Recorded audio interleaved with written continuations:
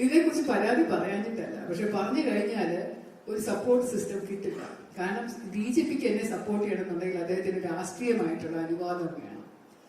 നമ്മൾ കണ്ടതാണല്ലോ, ഒരു മന്ത്രിയുടെ ഭാര്യ ഇതുപോലെയുള്ള ഒരു പ്രയാസം വന്നപ്പോൾ മുറിക്കകത്ത് അടച്ചിട്ട് അവർക്ക് പുറത്തിറങ്ങാൻ പറ്റാത്ത ഒരവസ്ഥ വന്നപ്പോൾ 112 എന്ന് പറയുന്ന ഹെൽപ്പ് ലൈൻ നമ്പറെ വിളിച്ചിട്ട് പോലീസ് സഹായിക്കാത്തത് എന്തുകൊണ്ടാണ്?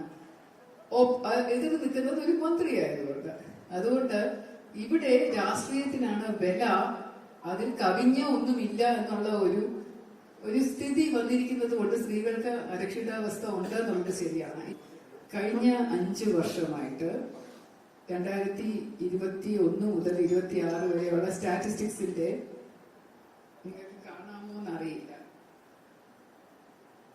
അതിന്റെ വനിതകൾക്കെതിരെയുള്ള കുറ്റകൃത്യം അത് 5 ഇരട്ടിയാണ് വർദ്ധിച്ചിരിക്കുന്നത്. 2021 നിന്ന് 2026 പടിവാതിൽ എത്തി നിൽക്കുമ്പോൾ 5 ഇരട്ടിയാണ് കൂടിയിരിക്കുന്നത് സ്ത്രീകൾക്കെതിരെയുള്ള കുറ്റകൃത്യം. ഇത് എന്താ സംഭവിക്കുന്നതെന്ന് പറഞ്ഞാല് ഇവിടെ ഈ ഒരു കേരളത്തില് ഇതിന് പ്രോത്സാഹനം നൽകുന്നതുകൊണ്ടാണ്.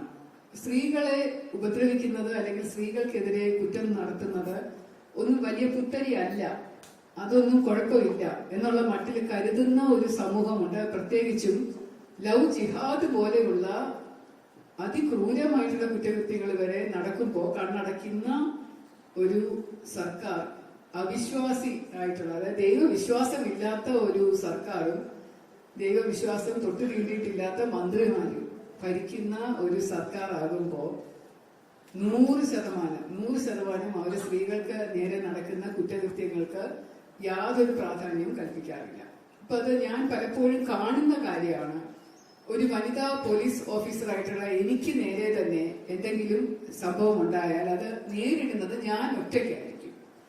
എന്റെ കൂടെ നിൽക്കാനോ എന്നെ ഒരു സപ്പോർട്ട് ചെയ്യാനോ എന്റെ DGP പോലും അത് വരില്ല. ആ ഒരു സമയത്ത് എനിക്ക് എന്തെങ്കിലും ഒരു പ്രശ്നമുണ്ടായാലും, ഒരു മാനസിക പ്രശ്നമുണ്ടായാലും, അല്ലെങ്കിൽ ശാരീരികമായിട്ടൊരു ബുദ്ധിമുട്ടുണ്ടായാലും ഇതിനെക്കുറിച്ച് പരാതി പറയാഞ്ഞിട്ടല്ല, പക്ഷെ പറഞ്ഞു കഴിഞ്ഞാൽ ഒരു സപ്പോർട്ട് സിസ്റ്റം കിട്ടില്ല. കാരണം DGPക്ക് എന്നെ സപ്പോർട്ട് ചെയ്യണമെന്നുണ്ടെങ്കിൽ അദ്ദേഹത്തിന് രാഷ്ട്രീയമായിട്ടുള്ള അനുവാദം വേണം. അപ്പൊ ഈ രാഷ്ട്രീയമായിട്ടുള്ള സ്വാധീനം പോലീസിൽ ഇത്ര കഠിനമായിട്ട് നിലനിൽക്കുന്നത് കൊണ്ട് മാത്രമാണ് സ്ത്രീകൾക്ക് സുരക്ഷിതത്വം ഇല്ലാതാകുന്നത്. അത് പോലീസ് ഡിപ്പാർട്ട്മെന്റിലല്ല, സമൂഹത്തിലല്ല, എവിടെയാണെങ്കിലും. നമ്മൾ കണ്ടതാണല്ലോ, ഒരു മന്ത്രിയുടെ ഭാര്യ ഇതുപോലെയുള്ള ഒരു പ്രയാസം വന്നപ്പോൾ മുറിക്കകത്ത് അടച്ചിട്ട് അവർക്ക് പുറത്തിറങ്ങാൻ പറ്റാത്ത ഒരവസ്ഥ വന്നപ്പോൾ 112 എന്ന് പറയുന്ന ഹെൽപ്പ് ലൈൻ നമ്പറെ വിളിച്ചിട്ട് പോലീസ് സഹായിക്കാത്തത് എന്തുകൊണ്ടാണ്? എതിർ നിൽക്കുന്നത് ഒരു മന്ത്രിയായതുകൊണ്ട്. അതുകൊണ്ട് ഇവിടെ രാഷ്ട്രീയത്തിനാണ് വില, അതിൽ കവിഞ്ഞ ഒന്നുമില്ല എന്നുള്ള ഒരു സ്ഥിതി വന്നിരിക്കുന്നത് കൊണ്ട് സ്ത്രീകൾക്ക് അരക്ഷിതാവസ്ഥ ഉണ്ട് എന്നുള്ളത് ശരിയാണ്. ഇനിയിപ്പോ ഞാൻ വട്ടിയൂർക്കാവിൽ MLA ആയതുകൊണ്ട് എനിക്ക് ചെയ്യാൻ പറ്റുക വട്ടിയൂർക്കാവിലെ എന്റെ സഹോദരിമാരെ സംരക്ഷിക്കുക എന്നതാണ്. അതായത് എന്റെ ഈ 33 വർഷത്തെ അനുഭവം കൊണ്ടും എന്റെ നിയമ പരിജ്ഞാനം കൊണ്ടും, ഈ നിയമം എന്ന് പറയുന്നത് ഞാൻ കൈകാര്യം ചെയ്തിട്ടുള്ള നിയമം. ഇപ്പം എന്റെ ഒരു എതിരാളി ഒരു അഡ്വക്കേറ്റ് ആണ്, പക്ഷെ ഒരു ദിവസം പോലും ആൾ കോടതിയിൽ പോയി പ്രാക്ടീസ് ചെയ്തതായിട്ട് എനിക്ക് അറിയില്ല.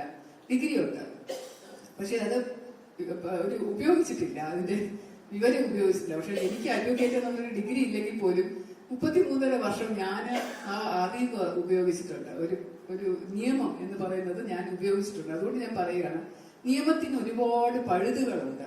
നിയമം എന്ന് പറയുന്നത് ചിലപ്പോൾ നീതി നിർവഹണമായിരിക്കില്ല. നീതി എന്ന് പറയുന്നത് ചിലപ്പോൾ നിയമത്തിന്റെ വിരുദ്ധമായിട്ട് കിടക്കും. ചില നിയമ കാര്യങ്ങൾ എന്ന് പറയുമ്പോൾ നമ്മളത് കർശനമായിട്ട് ഉപയോഗിച്ച് കഴിഞ്ഞാൽ ചിലർക്ക് നീതി നിഷേധമാകും. അപ്പൊ അതെങ്ങനെ ഒരു ബാലൻസിൽ കൊണ്ടുപോകണം എന്നുള്ളത് ഒരു പോലീസ് ഓഫീസറായിട്ട് വിരമിച്ച എനിക്ക് അറിയാവുന്നത് കൊണ്ട് എനിക്ക് ഇവിടെയുള്ള സ്ത്രീജനങ്ങൾക്ക് ഞാൻ പറഞ്ഞില്ല, ഒരു സഹോദരിയുടെ സ്ഥാനത്ത് നിന്നുകൊണ്ട് അവർക്ക് വേണ്ട രീതിയിലുള്ള ഒരു വഴികാട്ടിയായിട്ട് നിൽക്കാൻ സാധിക്കും. എങ്ങനെയാണ് നിങ്ങളുടെ പ്രശ്നങ്ങളെ ശരിയായിട്ട് നേരിടേണ്ടതെന്ന് പറയാൻ സാധിക്കും. അവരെ കൊണ്ടുപോയി അവർക്ക് വേണ്ട സഹായം കൊടുക്കാനായിട്ട് സാധിക്കും. പക്ഷെ കേരളത്തിലെ എല്ലാ സ്ത്രീകൾക്കും ഉന്നമനം കിട്ടണം എന്നുണ്ടെങ്കിൽ കേരള സർക്കാർ മാറണം, വിശ്വാസികളുടെ സർക്കാർ വരണം.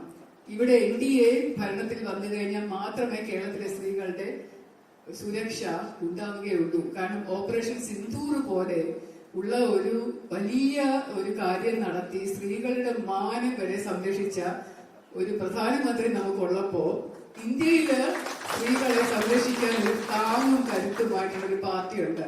പക്ഷെ കേരളത്തിൽ അതില്ല എന്നുള്ളത് ജനം മനസ്സിലാക്കണം, സ്ത്രീജനങ്ങൾ മനസ്സിലാക്കണം.